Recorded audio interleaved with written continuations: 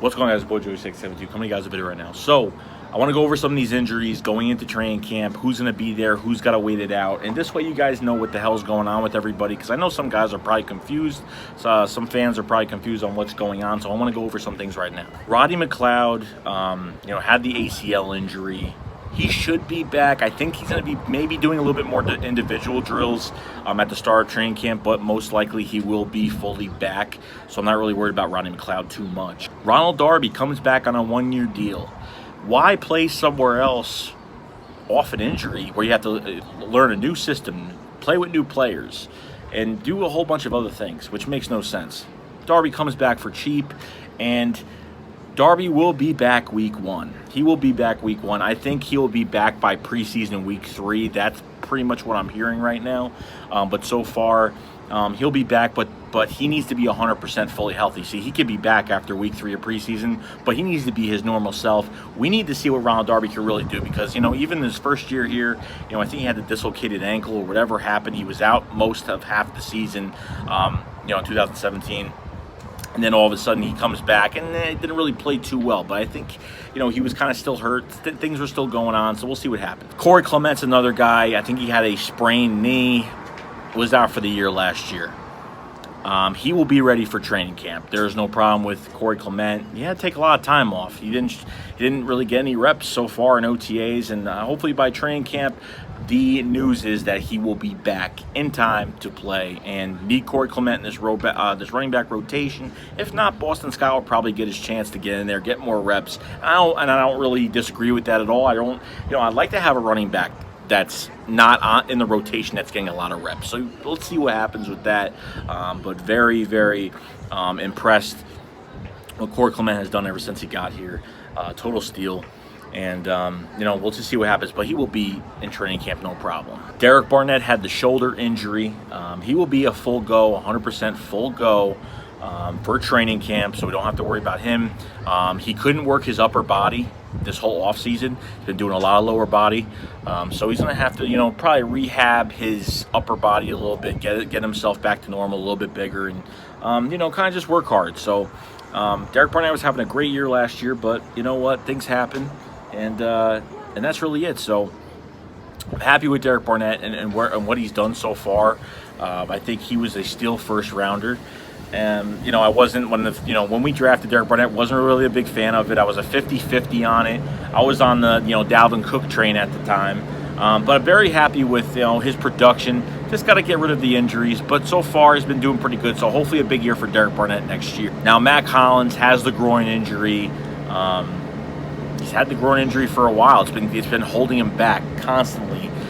When he played in 2017, when he wasn't a starting receiver and he just got his chances on the field, he made the most of it. He made the most of it. And this guy can catch any ball you throw towards him. Okay, he really can. He was practicing at least barehanded, not even wearing gloves. This guy can catch the football really well. I'm not saying he's a deep threat, but I'm saying, hey, this guy could be a really good slot receiver if he turns out nice, but unfortunately, we don't know what's going to happen. Okay, you can have, Nelson Aguilar leave next year, have J.J. Arcega-Whiteside in the slot next to Alshon Jeffrey, and then once Alshon Jeffrey leaves in a few years, you put J.J. on the outside, you put Matt Collins in the slot, so you really don't know. There's a whole bunch of combinations that we could do in the future, but as for right now, for 2019, Mac Hollins will be a full go at training camp as expected. Jaylen Mills has allowed 32 catches for 516 yards in 8 games. Okay, he's been dealing with a foot injury. Had the foot injury last year, and it was just so much for him. Couldn't get back on the field, and they put him on IR. Jaylen Mills is in jeopardy of losing his starting job on the outside corner spot. You have Avonte Maddox, you have Crayvon LeBlanc, you have a bunch, Sidney Jones, you have a lot of guys.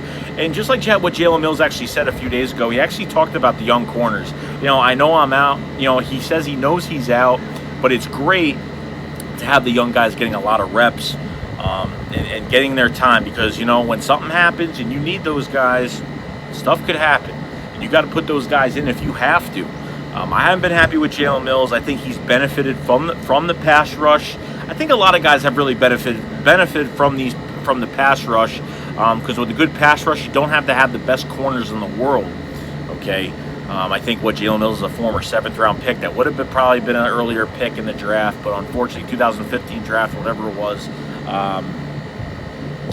it's just 2016 draft, whatever, 15, 16, one of those 2 years, I forgot. But Jaylen Mills, he's been doing a lot of talking this offseason, saying, oh, we're going to go win a Super Bowl. This guy's got to, I know he's confident, but, at least if Alshon Jeffrey says it, he says it, and the guy can play. But unfortunately, Jaylen Mills is talking so much, and he should really be focusing on himself, on what he's got to do. I haven't been happy. He's been burnt by everybody, and it's really pissing me off. I just really hope he figures it out, and we'll see what happens with that. Miles Sanders is another guy that we drafted the 2nd round this past draft in 2019, and I'm so happy about getting Miles Sanders. This guy could be a featured back in the backfield for the Philadelphia Eagles. Very excited. In the future, 1 or 2 years down the road, but as a rotation guy, the great, high jump cut ability, can run east and west, could really make short little jump cuts and really make guys miss. Reminds me of LaShawn McCoy a lot. But he's been hurt. Had he had the torn hamstring, whatever it was. It was a hamstring injury, and he hasn't got any reps. He's been missing valuable time, and he needs to get in there. So by training camp, Doug Pearson pretty much said he should be a full go for training camp. So 100% full go.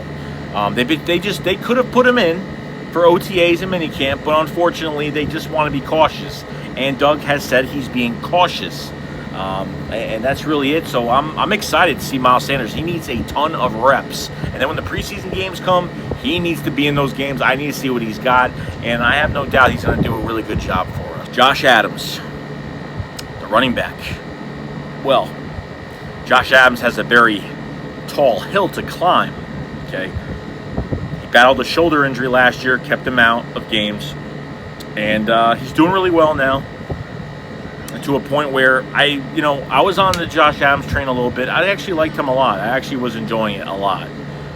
But we'll see what happens with him. But I don't know. It's a big mystery. It's like we don't know what's going on with Josh Adams. Didn't really say if he was a full go or not. I think they're just going to monitor and see how he feels the first day when he shows up to practice for training camp. And we'll see how it goes. He's got a lot of running backs in front of him. He's got Boston Scott in front of him now. A lot of people, especially on this channel, a lot of people are saying that Josh Adams is a good running back. I like to believe that sometimes. But I think, honestly, last year he was thrown into the mix just because of so many injuries. And you know what? He had some good games. But unfortunately, guys, the guy's too patient sitting at the line. Look. If those times he didn't just get the ball, go up to the line, stand there for 10 seconds, Le'Veon Bell is the only guy that could do that. Other than that, Josh Adams, he's a bruiser back. He should be a bruiser back. The guy should not be being patient at the line of scrimmage. Take the ball and run. That's all you're meant for. Use that upper body, use that lower body, and drive through people. That's all you got to do. But he's just, if he wasn't patiently standing there, he'd actually get more yards. His stats would be better. But we'll see. We'll see. That's really it, guys. That's pretty much all the updates for the injuries and what's going on. So I'll try to get a couple videos out to you guys today so I don't get out of here until Saturday. But enjoying the time here. Hope you guys are having a good week. Joey Shakes will be back full-time soon. Just taking some downtime and representing those Sixers because I love the goddamn Sixers. And that's it. I will see you guys later. Shake Squad up. Fly Eagles fly.